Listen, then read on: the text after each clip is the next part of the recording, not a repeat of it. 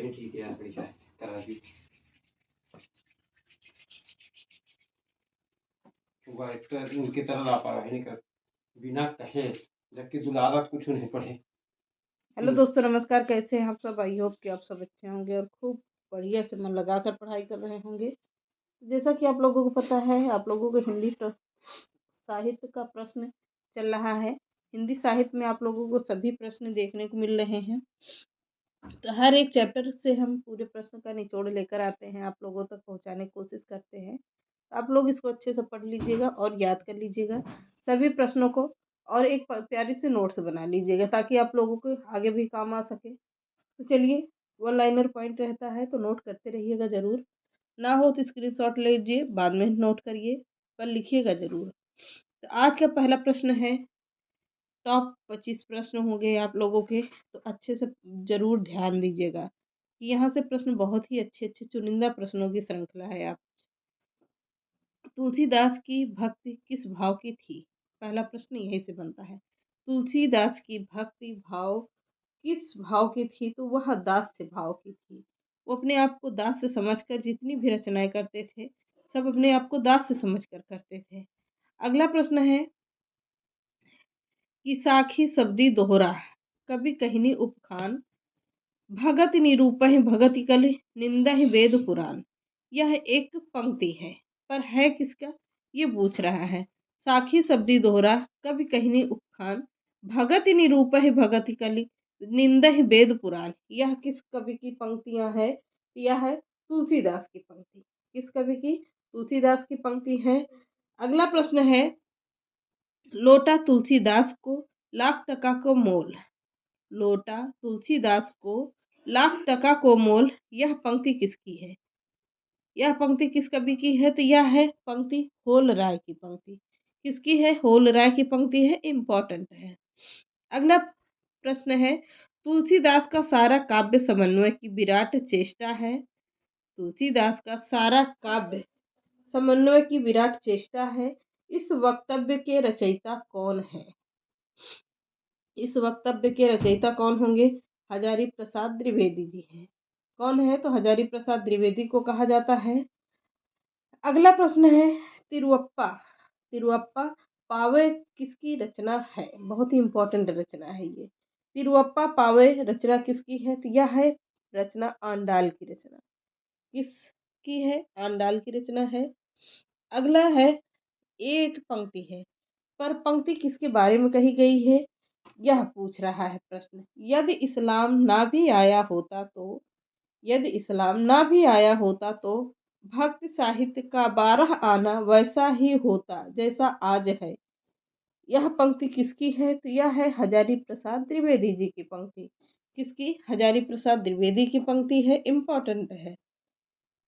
बहुत आराम से चल रहे हैं, आप लोग इसको नोट करते रहिएगा और पढ़ते रहिएगा। अगला प्रश्न है, जायसी सूफियों के अद्वैतवाद तक ही जायसी सूफियों के अद्वैतवाद तक ही नहीं रहे, वेदांत के अद्वैतवाद तक भी पहुंच गए। किसकी पंक्ति है? यह किसकी पंक्ति है? तो यह है रामचंद्र शुक्ल की पंक्ति, इंपॉर्टेंट है। अगला प्रश्न है अगला प्रश्न है, पद्मावत को अन्योक्ति या समासोक्ति काव्य कहने वाले आलोचक कौन हैं? पद्मावत है किसका? तो मलिक मोहम्मद जैसी का है। तो मलिक मोहम्मद जैसी की रचना है। पद्मावत को अन्योक्ति या समासोक्ति काव्य कहने वाले आलोचक कौन है? तो कौन से कवि को कहा जाता है? तो रामचंद्र शुक्ल को कहा जाता है। क्या? पद्मावत को अन्योक्ति या समासोक्ति काव्य कहने वाले आलोचक है।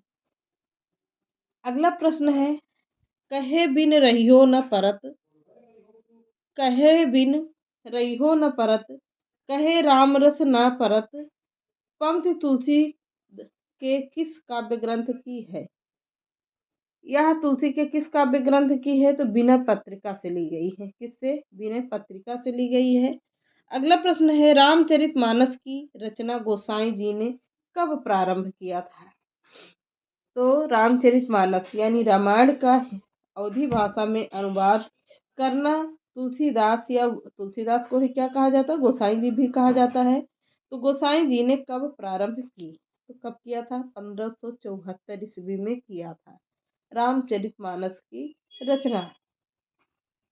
अगला प्रश्न है, सिरी संप्रदाय के आराध्य कौन थे? तो सिरी संप्रदाय के आराध्य कौन है? नारायण जी हैं।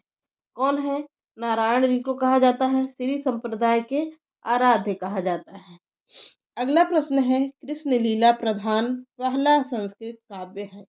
तो कृष्ण लीला प्रधान पहला संस्कृत काव्य है किसका है? तो गीत गोविंद का है। गीत गोविंद रचना किसकी है? जयदेव की है। किसकी? जयदेव की रचना मानी जाती है। कृष्ण लीला प्रधान पहला संस्कृत काव्य है जो किसका है? जयदेव का है। रचना कौन सी है? गीत गोविंद है।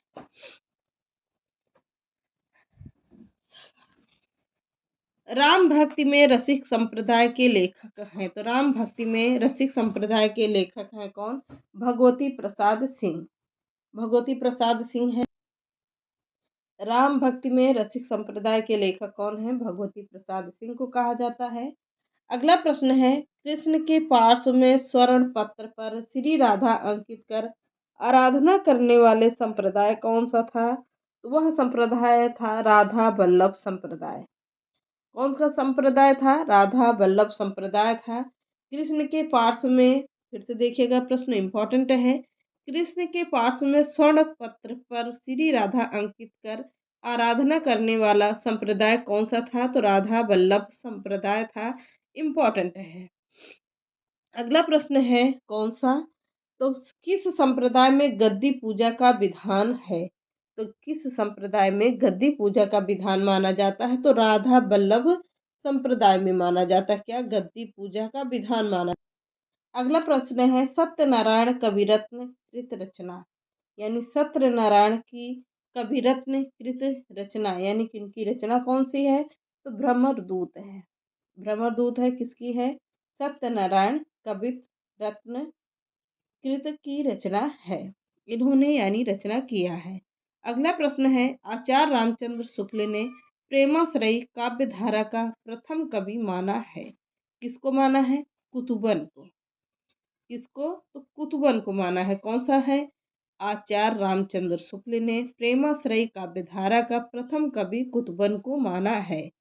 अगला प्रश्न है, शुद्धा द्वैतवाद के प्रणेता हैं। तो शुद्धा द्वैतवाद के प्रणेता कौन है? तो वल्लभाचार्य को माना जाता है। किसे माना जाएगा? वल्लभाचार्य को माना जाता है। इम्पोर्टेंट है। अगला प्रश्न है, वल्लभाचार्य के मत को शुद्धा द्वैतवाद कहने का कारण है। तो वल्लभाचार्य के मत को शुद्धा द्वैतवाद कहने का कारण क्या है? क्या है? इन्होंने शंकर के अद्वैत को शुद्ध किया था। इसने किया था? वल्लभाचार्य ने शंकर के अद्वैतवाद को शुद्ध किया था, इसलिए क्या कहा जाता है? वल्लभाचार्य को शुद्धाद्वैतवाद कहने का कारण यही था। अगला प्रश्न है, सूफी रचना अनुराग बांसुरी के रचनाकार कौन है? तो सूफी रचना कौन सी है? अनुराग बांसुरी है। पर है किसका? तो नूर मोहम्मद की रचना है। किसकी है? नूर मोहम्मद की रचना है। इम्पोर्टेंट है। अगला प्रश्न है, भक्ति काल के प्रसिद्ध रीति निरूपक ग्रंथ रास पंचाध्यायी के लेखक कौन है? इम्पोर्टेंट रचना है, नोट जरूर कर लीजिएगा इसको। भक्ति काल के प्रसिद्ध रीति निरूपक ग्रंथ रास पंचाध्यायी के लेखक कौन है? तो नंददास को कहा जाता है। कौन होंगे? नंददास जी होंगे। अगला प्रश्न है, प्रथम सूफी प्रेमाख्यानक काव्य माना जाता है। किसको माना जाता है? तो चंदायन को माना जाता है। चंदायन की एक मुल्ला दाऊद की रचना है। कौन सी रचना? चंदायन है। इम्पोर्टेंट है, मुल्ला दाऊद की रचना है ये। प्रथम सूफी प्रेमाख्यानक काव्य माना जाता है। मुल्ला दाऊद की रचना कौन सी है? चंदायन को। तो चंदायन कैसा का प्रथम प्रेमाख्यानक काव्य माना जाता है। अगला प्रश्न है, वरकरी संप्रदाय के प्रवर्तक कौन है? तो वरकरी संप्रदाय के प्रवर्तक ज्ञानदेव को माना जाता है। किसे माना जाएगा? ज्ञानदेव को माना जाता है। इम्पोर्टेंट है। अगला प्रश्न है, किसको अवधि का अर्घान कहा गया है? तो किसको अवधि का अर्घान कहा गया है? तो मलिक मोहम्मद जैसी को कहा गया है। किसे? अवधी का अरघान मलिक मोहम्मद जैसी को माना जाता है। इम्पोर्टेंट ये भी है, इसको भी फटाफट से नोट जरूर कर लीजिएगा आप लोग। तो ये रहे आज का एक प्रश्न कट गया है, तो फिर भी 24 प्रश्नों की श्रृंखला है। तो चलिए, बहुत ही अच्छे प्रश्न थे। आपने जान में मैंने पूरा चुन चुन के प्रश्न लिया था, आप लोगों तक पहुंचाया।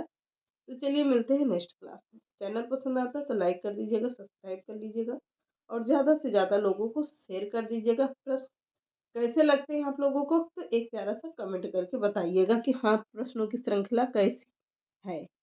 तो चलिए, बाय बाय।